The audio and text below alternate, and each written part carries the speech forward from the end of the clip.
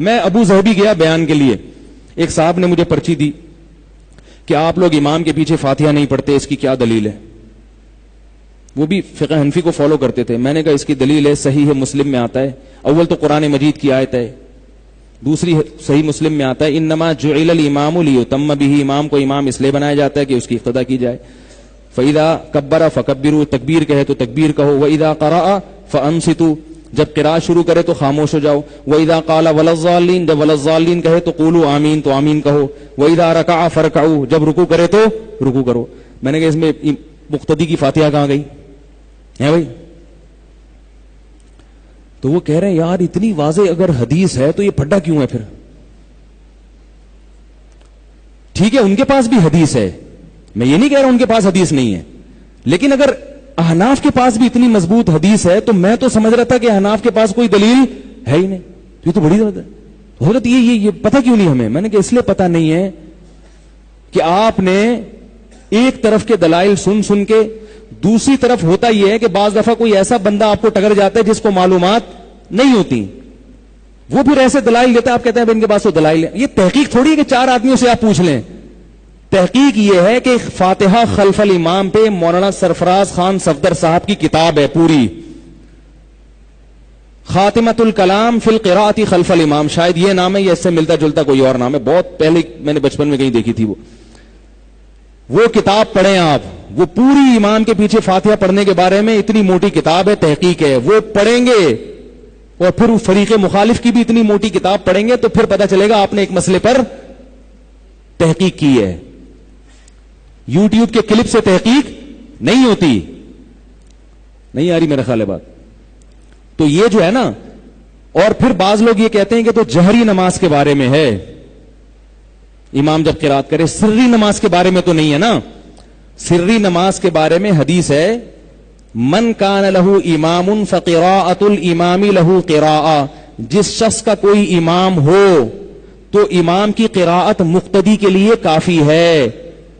امام حنیفہ کی رائے یہ ہے کہ یہ جہری اور سری دونوں نمازوں کو یہ حدیث عام ہے.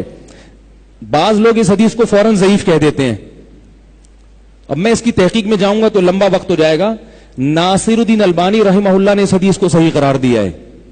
یہ لوگ اس ناصر الدین البانی کو بہت فالو کرتے ہیں, اس لیے میں ان کی دلیل دے رہا ہوں. انہوں نے کہا کہ یہ حدیث صحیح ہے. سمجھ میں آ رہی ہے بات؟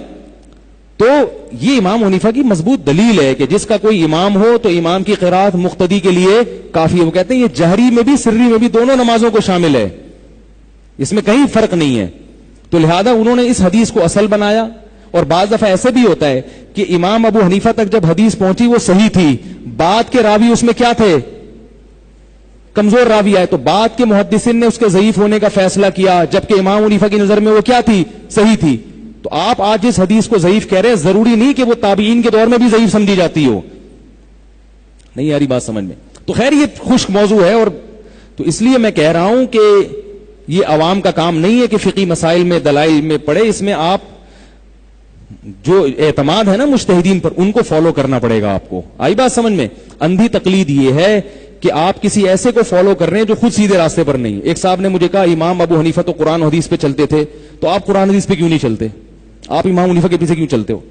میں نے کہا امام حنیفہ اگر قرآن حدیث کے پیچھے چلتے تھے تو ان کو پیچھے چلنے والا قرآن حدیث پہ چلنے والا ہی کہلائے گا نا. یہ عجیب بات ہے. اور میں نے کہا امام حنیفہ جب مجتہد بنے تو براہ راست چلتے تھے, جب تک مجتہد نہیں تھے تو کسی کو فالو کرتے تھے. تو ہم مجتہد نہیں ہیں, لہذا ہم بھی فالو کر کے چل رہے ہیں. اگر ہم مجتہد بن گئے تو ہم بھی فالو نہیں کریں گے. کہنے پھر آپ پھر ہر سوال پہ سوال, پھر آپ اپنے آپ کو عالم کیوں کہتے ہیں؟ میں نے کہا ہم آپ کے مقابلے میں عالم ہیں, ہم مفتی آپ کے مقابلے میں, امام حنیفہ کے مقابلے میں جاہل ہیں. مولانا قاسم نانوتوی کا کسی سے مناظرہ ہوا سورہ فاتحہ کے, فاتحہ امام کے پیچھے فاتحہ کے مسئلے پر, انہوں نے دلائل کے انبار لگا دیے. تو اس شخص نے کہا کہ میں حیران ہوں, آپ اتنے بڑے عالم ہو پھر بھی آپ تقلید کر رہے ہو, اتنے دلائل آپ کے پاس ہیں پھر بھی تقلید کر رہے ہو. انہوں نے کہا میں حیران ہوں کہ تو اتنا بڑا جاہل ہے پھر بھی تقلید نہیں کر رہا, محقق بنا ہوا پھر رہا ہے. تو میں کسی پر طنز نہیں کر رہا. اگر کوئی مجتہد سمجھتا ہے اپنے آپ کو, وہ سمجھتا ہے کہ میں اس قابل ہوں کہ میں بہت بڑا فنٹر بن گیا ہوں, میری ریسرچ پوری ہو گئی ہے, تو ٹھیک ہے, وہ تقلید نہ کرے, لیکن وہ لوگوں کو اپنے پیچھے نہ چلائے, کیونکہ اس سے پہلے لوگ اس سے بڑے بڑے موجود ہیں. وہ کہے گا کہ بھئی آپ اس کو فالو کریں جو مجھ سے بھی بہتر ہے. آئی بات سمجھ میں؟ یہ نیک ہونے کی علامت ہوگی. اور اگر سب سے ہٹا کے اپنے پاس لا رہا ہے تو حب جاہ کا مریض ہے, اس کو بڑا بننے کا شوق ہے, اور کچھ نہیں ہے. دلائل کی باتیں ہیں مگر نفس میں خرابی ہے.